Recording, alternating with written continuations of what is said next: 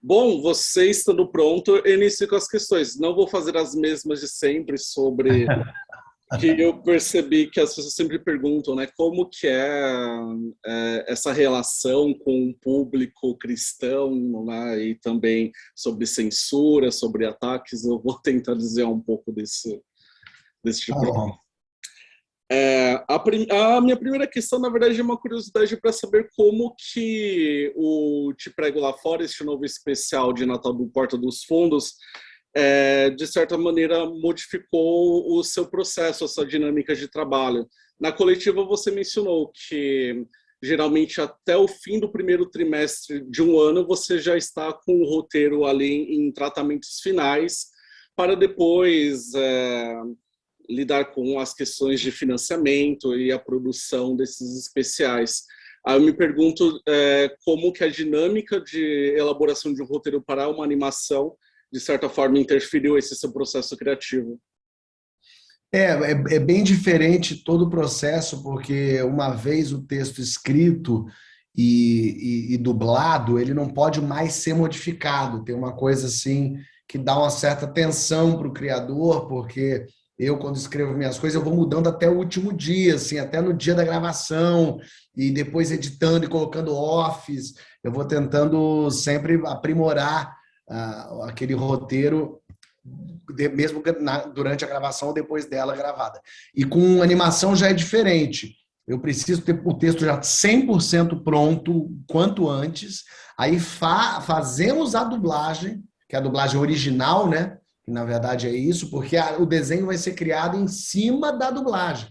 Então tudo vai ser desenhado em cima daquilo ali. Então, se tiver que mudar, tem que mudar o mais rápido possível, porque não dá para depois que já está tudo desenhado, falar, mudei uma fala. Se a fala não encaixar mais na boca, não tem mais o que fazer. Então é um pouco desesperador. Eu geralmente escrevo o especial de Natal ali em maio, no Porta dos Fundos, maio, junho, faço leituras, para em setembro a gente gravar.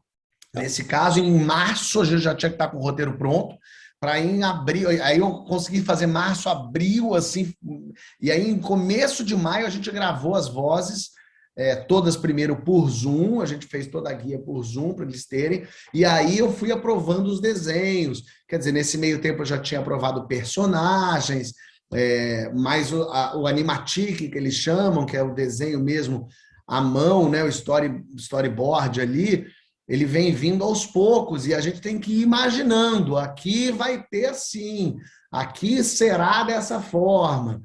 O ideal, obviamente, é ter sempre muito tempo para trabalhar com animação, para a gente poder aprovar as coisas com calma, modificar, porque na minha cabeça, apaga esse bonequinho ali atrás. Para fazer isso, tem que jogar fora tudo que foi construído.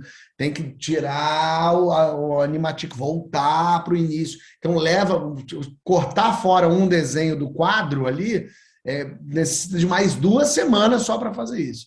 Então, foi um aprendizado mesmo de também poder se deixar levar. Claro que a gente deu muita sorte de ter como parceiro a Estriquinina, que acertou muito na criação, na sugestão dos personagens, do desenho, acertou muito nas piadas visuais, porque muitas delas estavam já escrito no roteiro, mas muitas delas eles criaram e sugeriram e trouxeram para a mesa, e a nossa sorte é que eles são ótimos. Então, funcionou 90% do que eles traziam, já estava aprovado, assim, e os outros 10 eu tinha ideias em cima e fazia outras coisas, e eles sempre compraram muitas ideias, a nossa parceria foi muito forte. Então, tudo aquilo que eu propunha, então, por exemplo, no Quarto de Deus, tem os quadros, a Mona Lisa, o Grito, o Michelangelo da Capela Sistina ali, e eu propus isso e eles imediatamente colocaram. Então foi uma parceria muito boa e que funcionou muito bem. Uhum.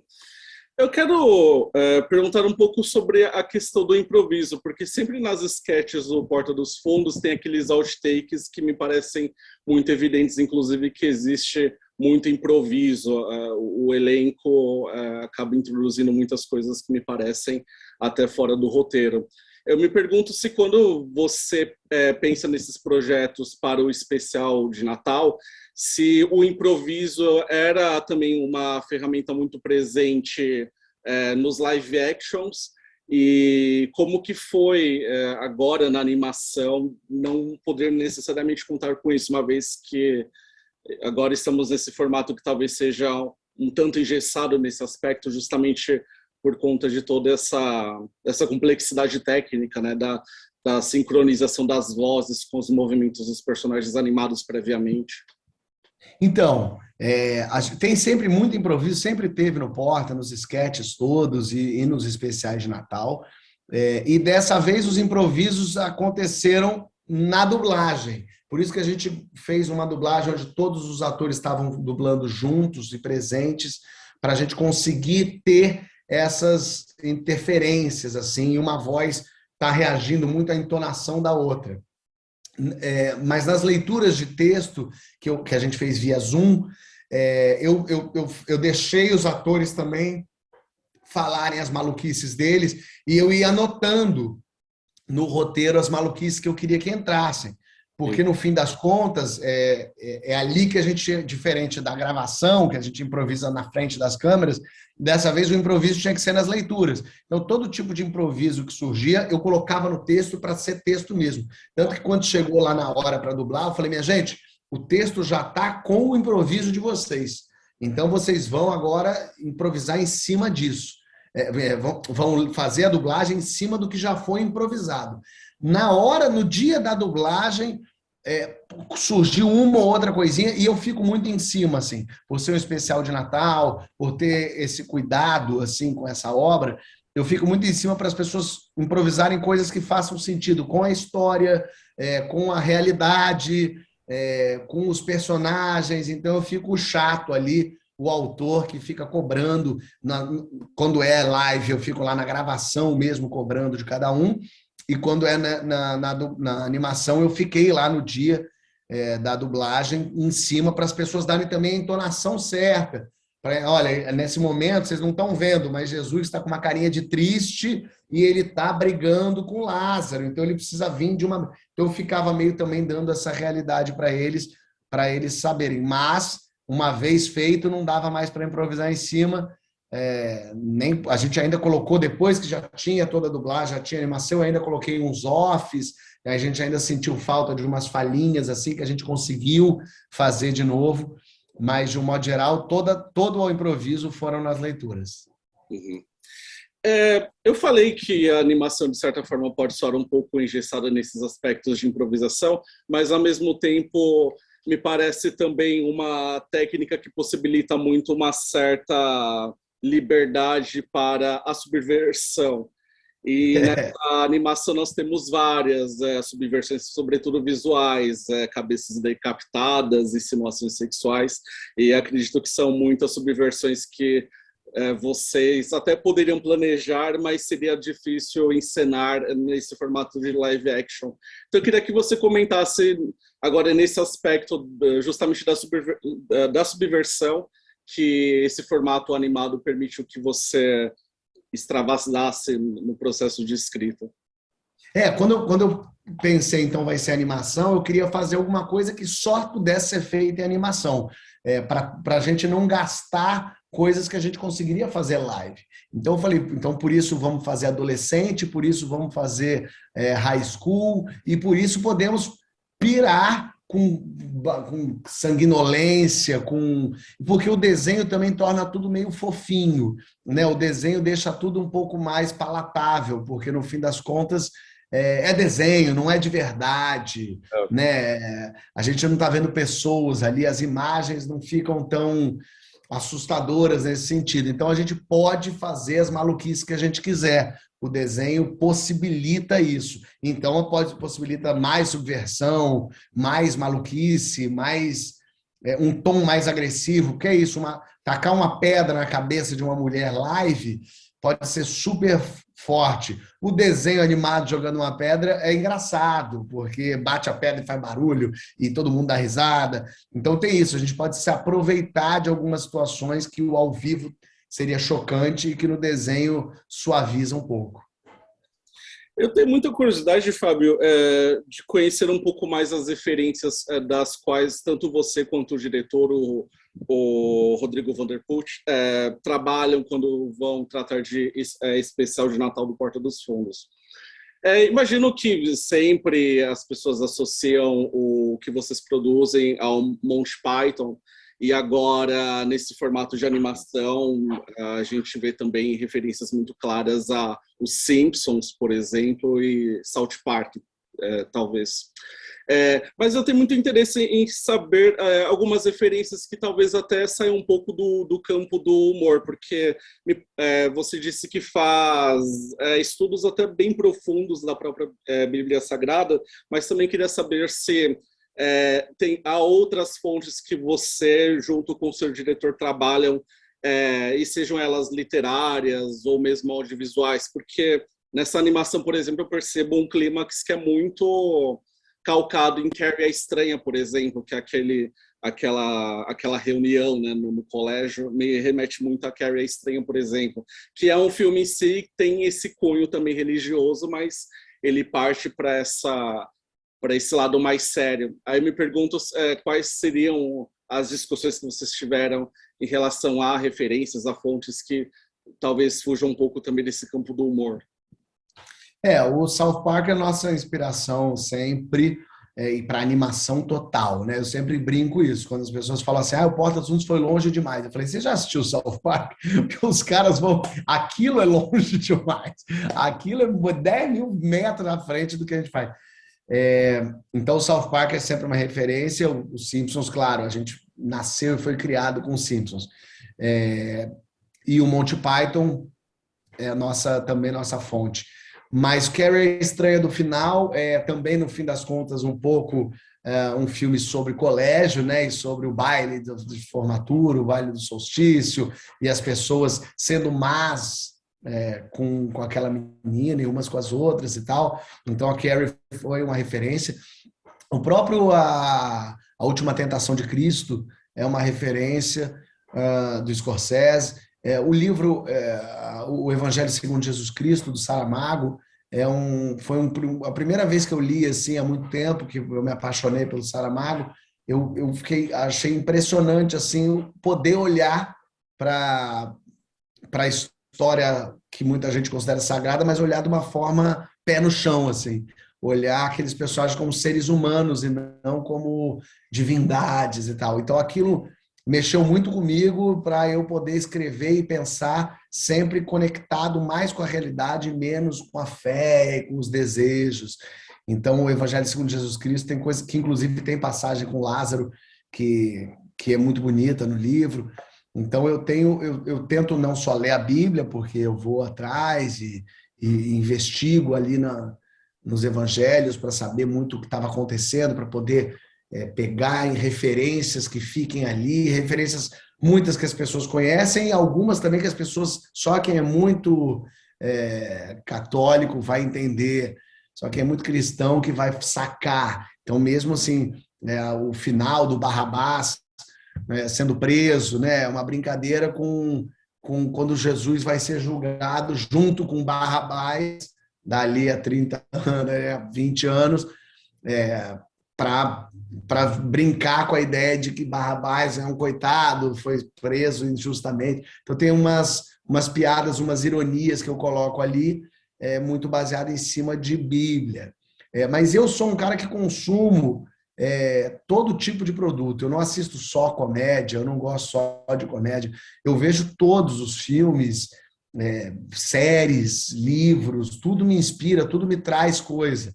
As histórias mais densas, as histórias mais difíceis me fazem ter outras ideias assim também. Eu acho que isso é muito necessário, que a gente entenda também que a vida é um drama, no fim das contas, né? A vida é uma tragédia, mas poder ter referências das mais diversas, eu acho que ajuda muito na hora de criar. E, claro, poder trazer referências também das mais banais, né? A escola chamar Viadão, é uma bobagem de um trocadilho besta, mas que eu gosto muito, porque remete muito à minha adolescência também. Poder brincar com coisas que eu dava muita risada quando eu tinha 12 anos, sei lá, poder rir disso. Então, eu gosto de misturar assim, esses tipos de humor, de informação, para poder ir desde a piada do trocadilho até a piada com referência. A minha próxima questão, eu sempre vi os especiais do Porta dos Fundos como uma espécie de resposta aos tempos que estamos vivendo, a última década que estamos vivendo, porque, de certa forma, é como se esses especiais prevessem agora estivesse correspondendo a essa realidade do fundamentalismo cristão, da maneira como afeta, inclusive penetrando o nosso cenário político. E eu quero saber da sua parte se, de fato, quando os primeiros especiais foram realizados e lançados, você tinha como uma das intenções justamente fazer um comentário diante dessa contemporaneidade que vivemos.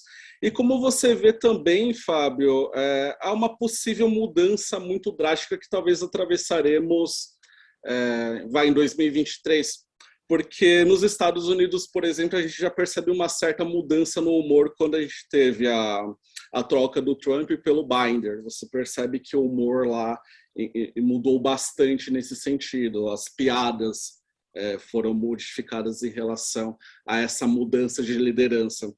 E a gente deve provavelmente seguir um rumo parecido de 2022 para 2023. Aí, como que você analisa a criação do seu humor conectado a essa contemporaneidade e também ao futuro próximo que a gente vai atravessar? Eu acho que comédia, por isso que é tão difícil e quase injusto assistir coisas antigas, né?